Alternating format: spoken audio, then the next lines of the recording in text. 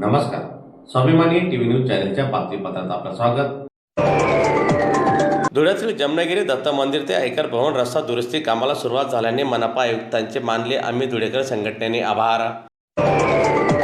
धुळे शहरातील जमनागिरी दत्त मंदिर ते आयकर भवन या महत्त्वाच्या मार्गाच्या दुरुस्तीचे काम सुरू झाल्याबद्दल मनपा आयुक्त श्रीमती अमिता दगडे पाटील मॅडम यांचे आम्ही धुळेकर संघटनेच्या वतीने आभार व्यक्त करण्यात आलेले आहे. या रस्त्याची अत्यंत दयनीय अवस्था निर्माण झालेली होती. डॉक्टर श्रीकृष्ण बेडसे यांच्या नेतृत्वाखाली अनेक आंदोलने निवेदने मनपा प्रशासनाला देण्यात आलेले होते. दरम्यान आंदोलन निवेदनाची दखल घेत मनपाने तत्काळ या रस्ता कामाला सुरुवात केल्याने धुळेकर संघटनेने आज समाधान व्यक्त करीत पदाधिकाऱ्यांनी मनपा आयुक्तांचे आभार मानलेले आहे. दरम्यान यावेळी मनपा आयुक्तांची त्यांनी भेटी घेतली. आम्ही गेल्या अनेक दिवसापासून या रस्त्याचं काम रखडलं होतं.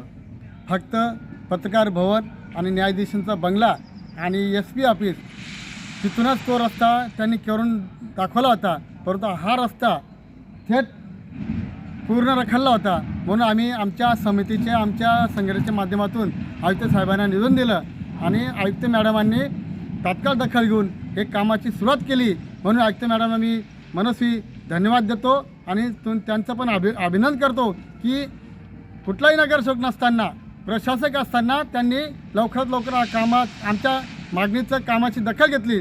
म्हणून मॅडमांना आयुक्त साहेबांना प्रशासकांना मी धन्यवाद देऊ इच्छितो, कारण हा रस्ता सुरुवात केलेली आहे. आणि माझी एकच विनंती आहे ठेकेदारांना, हा रस्ता करत असताना चांगला उत्कृष्ट दर्जा केला पाहिजे. आणि ते काही कामगार अपघात होतात म्हणून ते मलबा आजूबाजूला टाकतात, त्या कामगारांना पण सूचित करण्यात यावं ठेकेदाराच्या माध्यमातून, तो अपघात होऊ नये म्हणून तुम्हाला व्यवस्थितपणे हे करून साईड पट्ट्या लावावे. रस्ता असा झाला पाहिजे की भूतना भविष्य 25 वर्षे उखललं नाही पाहिजे. म्हणून माननीय आयुक्त साहेबांना फुलेशाही आंबेडकर समितीतर्फे आणि आम्ही धुळेकर संघटनेमार्फत आम्ही तुमचा नागरिक सत्कार करू, परंतु तुम्ही आमच्या मागणीचं निवेदन दिल्याबरोबर दखल घेतली त्याबद्दल धन्यवाद.